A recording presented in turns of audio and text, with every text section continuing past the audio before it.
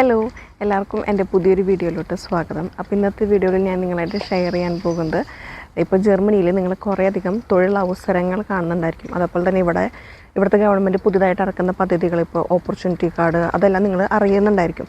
അപ്പോൾ ശരിക്കും ഈ തൊഴിലവസരങ്ങൾ കണ്ടിട്ട് നിങ്ങൾ വരുമ്പോൾ ഇവിടെ എത്തിക്കഴിഞ്ഞിട്ടുണ്ടെങ്കിൽ നിങ്ങൾക്ക് അത് എത്രത്തോളം എളുപ്പമായിരിക്കും, നിങ്ങൾ എത്രത്തോളം അത് സ്ട്രഗിൾ ചെയ്യേണ്ടി വരും, പിന്നെ നമുക്ക് പെട്ടെന്ന് ജോലി കിട്ടാൻ ചാൻസ് കുറവാണ്. അതിന് കാരണങ്ങൾ എന്തൊക്കെയാണ്, അതുപോലെ തന്നെ ഇപ്പോൾ നിലവിൽ ജർമ്മനിയിൽ വർക്ക് ചെയ്യുന്നവരുടെ തന്നെ പലരുടെയും ജോലികൾ നഷ്ടപ്പെടുന്നുണ്ട്. അപ്പോൾ അതിനൊക്കെ കാരണങ്ങൾ എന്താണ്, പിന്നെ നമ്മൾ എന്തൊക്കെ ശ്രദ്ധിക്കണം, അങ്ങനത്തെ കാര്യങ്ങളൊക്കെയാണ് ഞാൻ ഇന്നത്തെ വീഡിയോയിൽ നിങ്ങളായിട്ട് ഷെയർ ചെയ്യാൻ പോകുന്നത്.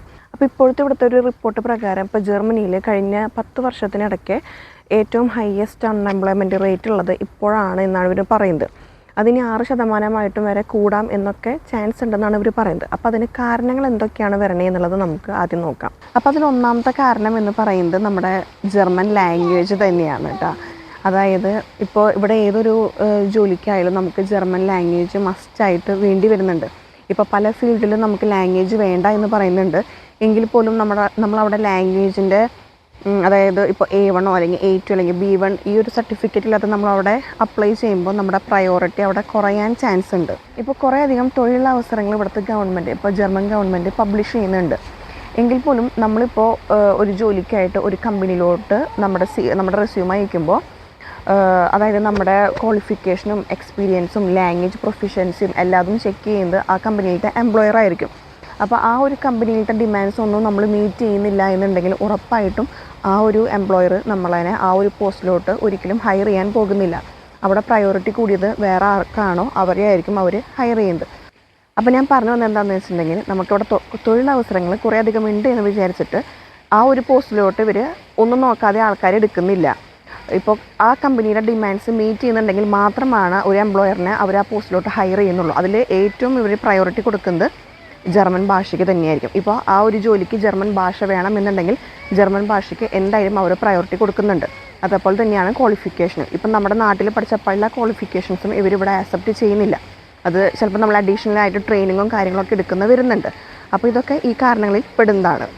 ഇപ്പോൾ അതിന് സിമ്പിളായിട്ടൊരു എക്സാമ്പിൾ പറയാം. അതായത് നമ്മുടെ നാട്ടിൽ നിന്നും ജർമ്മനിയിലോട്ട് നേരിട്ട് ഒരു ജോലിക്ക് അപ്ലൈ ചെയ്ത് വരുമ്പോൾ നമുക്കതിൽ കുറേ സ്ട്രഗിൾ ചെയ്യേണ്ടി വരുന്നുണ്ട്. പക്ഷെ നമ്മൾ ജർമ്മനിയിലോട്ട് ഇപ്പോൾ സ്പൗസ് വിസയിൽ ഒരു പ്രശ്നം കൂടാതെ സിമ്പിളായിട്ട് എത്തുന്നവരുണ്ട്. ആ സ്പൗസ് വിസയിൽ എത്തിയവർക്ക് വരെ ക്വാളിഫിക്കേഷനും എക്സ്പീരിയൻസും ഉണ്ടായിരിക്കും. പക്ഷേ അവർക്ക് വരെ ഇവിടെ ഈ ഒരു ലാംഗ്വേജിൻ്റെ പ്രശ്നം കാരണം ജോലി കിട്ടാതെ അവരിവിടെ അവരുടെ അവർക്കുള്ള ക്വാളിഫിക്കേഷൻ വെച്ച് ജോലി ചെയ്യാതെ പലരും പല പാർട്ട് ടൈം ജോലികൾക്ക് ഇവിടെ പോകുന്നുണ്ട്. അതേപോലെ തന്നെയാണ് നേഴ്സുമാരുടെ കാര്യങ്ങളായാലും. ഇപ്പം നേഴ്സുമാർക്കായാലും ഇവിടെ നിരവധി അവസരങ്ങളുണ്ട്. പക്ഷേ വരുന്ന നേഴ്സുമാരെല്ലാവരും ലാംഗ്വേജ് ഇല്ലാതെയും പല ഹോസ്പിറ്റലുകളിലും പല ഓൾഡ് ഏജ് ഹോമിലും ഇവർ നേഴ്സുമാരെടുക്കുന്നുണ്ട്. പക്ഷെ അവർ കയറുന്നത് അതായത് നേഴ്സ് എന്ന പോസ്റ്റിലോട്ടല്ല അവർ കയറുന്നത്, നേഴ്സിംഗ് അസിസ്റ്റൻ്റ് എന്ന പോസ്റ്റിലോട്ടാണ് അവർ കയറുന്നത്. അതിനും കാരണം ഈ ലാംഗ്വേജും പിന്നെ ഈ ക്വാളിഫിക്കേഷൻ റെക്കഗ്നൈസേഷൻ ചെയ്യാത്തതിൻ്റെ കാരണത്താലാണ് അവർ നേഴ്സിംഗ് അസിസ്റ്റൻ്റ് എന്ന പോസ്റ്റിലോട്ട് കയറുന്നത്. ഇനിയിപ്പോൾ ഒരു ഹോസ്പിറ്റൽ അത്യാവശ്യം നേഴ്സുമാരൊക്കെ ഉണ്ട്. ആ ഒരു ഹോസ്പിറ്റലിലോട്ട് ഒരു ലാംഗ്വേജൊന്നും അധികം അറിയാതെ ഒരു നേഴ്സ് കയറി വന്നു കഴിഞ്ഞിട്ടുണ്ടെങ്കിൽ അവർ ഈ ലാംഗ്വേജിൻ്റെ പ്രശ്നം പറഞ്ഞ് ആ ഹോസ്പിറ്റലിൽ നിന്നും ഈ ഒരു നേഴ്സിനെ അതല്ലെങ്കിൽ ഈ ഒരു എംപ്ലോയറിനെ ടെർമിനേറ്റ് ചെയ്യുന്ന അവസ്ഥകളും ഇവിടെ വരുന്നുണ്ട്. അതായത് നമ്മളെ ജോലിക്ക് എടുക്കാതിരിക്കുന്നതൊക്കെയും അവരുടെ സൗകര്യം പോലെ ഇരിക്കും. അതായത് അവർക്ക് അത്രയും ആവശ്യമുണ്ട് എന്നുണ്ടെങ്കിൽ അവർ തന്നെ ലാംഗ്വേജ് പഠിപ്പിച്ച് അവർ തന്നെ മറ്റു ട്രെയിനിങ്ങൊക്കെ കൊടുത്ത് നമ്മളതിനെ ആ ഒരു പോസ്റ്റിലോട്ട് പെട്ടെന്ന് ഹയർ ചെയ്യും. അല്ലാന്നുണ്ടെങ്കിൽ അവർക്ക് വേണ്ട എന്ന് പറഞ്ഞാൽ അവർ നമ്മളതിനെ പ്രൊബേഷൻ പീരീഡിൽ തന്നെ ചിലപ്പോൾ അവിടുന്ന് തട്ടാൻ ചാൻസ് ഉണ്ട്.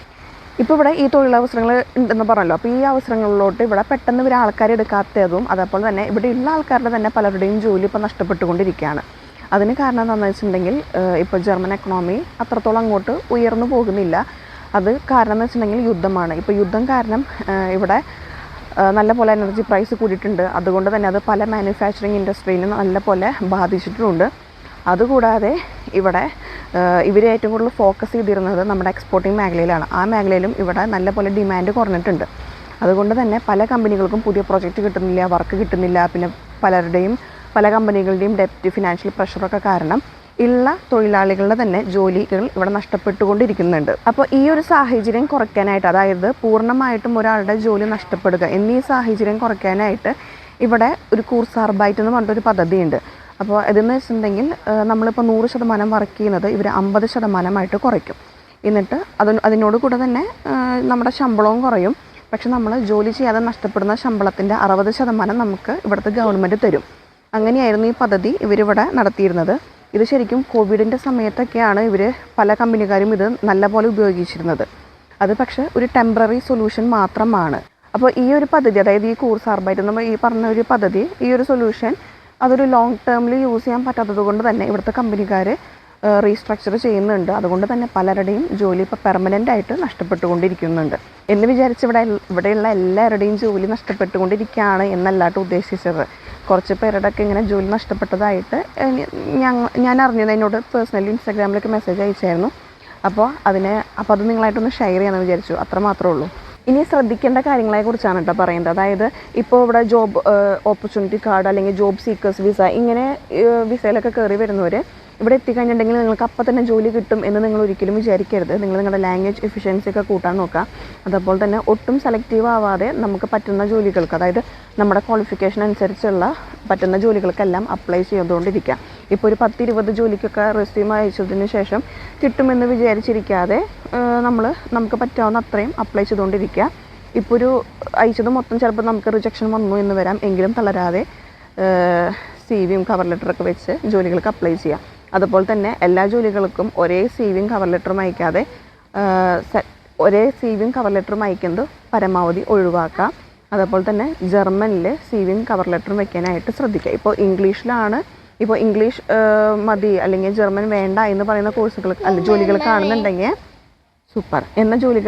എന്നുണ്ടെങ്കിൽ ഇംഗ്ലീഷ് മതിയായിരിക്കും.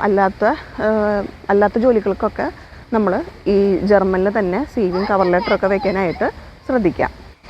ഇനിയിപ്പോൾ ജർമ്മനിയിൽ ഓൾറെഡി ജോലി ചെയ്യുന്നവരാണ് നിങ്ങളെങ്കിൽ, അതായത് പുതിയൊരു ജോലിയിലോട്ട് മാറാൻ നോക്കുന്നുണ്ടെങ്കിൽ, അത് മാറാൻ നോക്കുമ്പോൾ ചിലപ്പോൾ നമുക്ക് റിസ്ക് കൂടാൻ ചാൻസ് ഉണ്ട്. കാരണം എന്താണെന്ന് വെച്ചിട്ടുണ്ടെങ്കിൽ ഇപ്പോൾ പ്രൊബേഷൻ പീരീഡിൽ ഈ ഒരു സാഹചര്യത്തിൽ ഇപ്പോൾ അവർക്ക് ആളെ ആവശ്യമില്ല എന്ന് തോന്നിക്കഴിഞ്ഞിട്ടുണ്ടെങ്കിൽ പ്രൊബേഷൻ പീരീഡിൽ അവർ നമ്മളെന്നെ എന്ത് കാരണം പറഞ്ഞിട്ടായാലും നമ്മളെന്നെ ടെർമിനേറ്റ് ചെയ്യാൻ ചാൻസ് ഉണ്ട്. അതുപോലെ തന്നെ നിങ്ങൾക്കിപ്പോൾ PR അല്ലെങ്കിൽ സിറ്റിസൺഷിപ്പിനൊക്കെ എലിജിബിൾ ആയിട്ട് നിൽക്കുന്നവരാണ് എന്നുണ്ടെങ്കിൽ അതൊക്കെ എത്രയും പെട്ടെന്ന് എടുത്തു വെക്കുന്നത് എന്തുകൊണ്ടും നല്ലതായിരിക്കും. ഇനിയിപ്പോൾ ഇവിടെയുള്ളവർ നിങ്ങളിപ്പോൾ നിങ്ങളുടെ ജോലി നഷ്ടപ്പെട്ടു എന്നുണ്ടെങ്കിൽ അപ്പോൾ തന്നെ അഗന്തുർ ഫുർ ആർബൈറ്റിനെ കോൺടാക്റ്റ് ചെയ്യുക. ജോബ് സീക്കറായിട്ടും അല്ലെങ്കിൽ അൺഎംപ്ലോയ്മെൻ്റ് ഒക്കെ ആയിട്ടും നിങ്ങൾ രജിസ്റ്റർ ചെയ്തിടുക.